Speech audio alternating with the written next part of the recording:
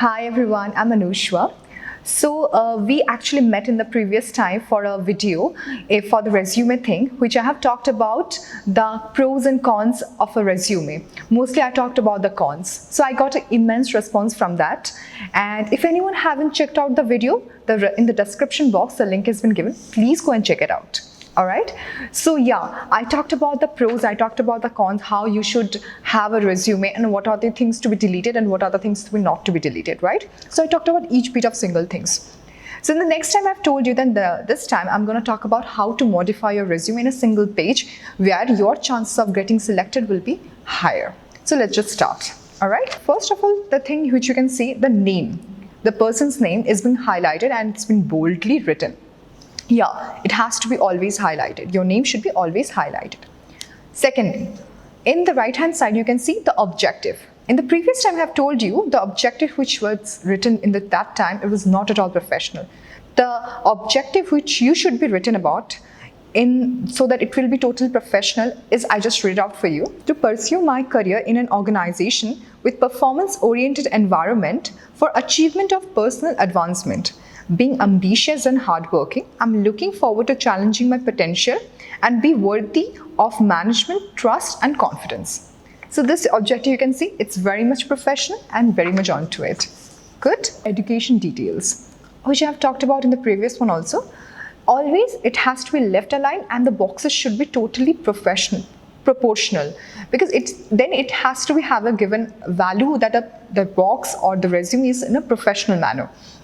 Yeah, this candidate's resume, which you can see, in BTech and Class 12, the proportion is not perfectly fine. It has to be always proportional and it has to be in the same amount of distance to be given between each and every blocks, right? Yeah, and the year you can see it's 2019, 2015 and 2013. Yeah, there is no such gaps are there, or there is no duration. Just the last final year which the person has passed out, that has been only mentioned, right? Yeah. Then you can see the academic projects. The academic projects which I've talked about in the previous one, that yeah, if you're going for a particular set of job where your education was actually related to that, yeah, your projects will be very, very much helpful. It will be some kind of pick for them to choose you among all.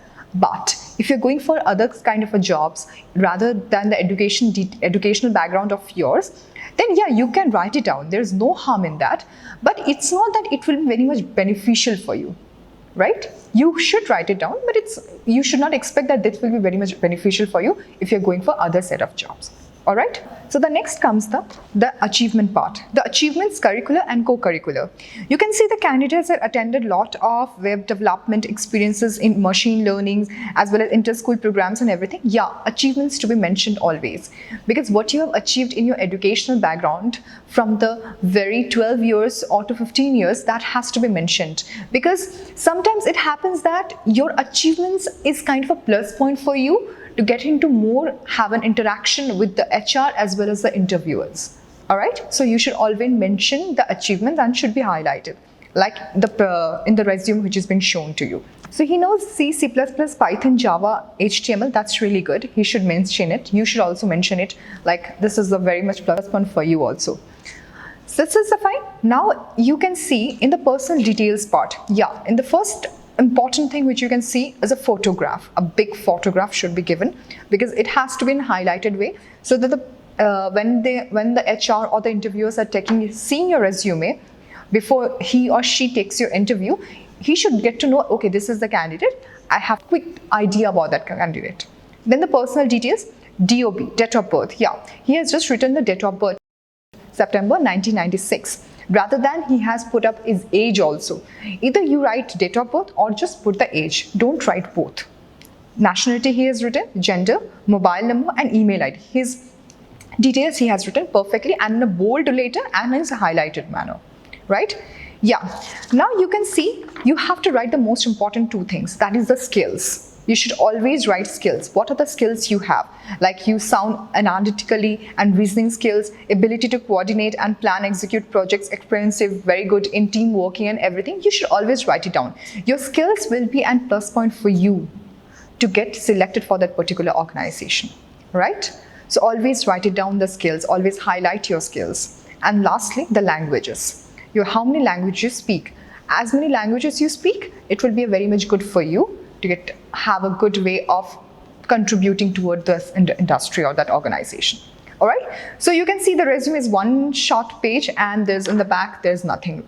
Hope you have a very good amount of ideas how to modify your resume and everything. If you still have any doubt, anything you want to have clarified, Freshers World also does resume making services. So we can also help you to build up your resume, and that will be a professional resume. If you have any other details and anything, please let us know in the comment section below. And also the resume which I have shown with you as a reference, that will be also tagged in the description box.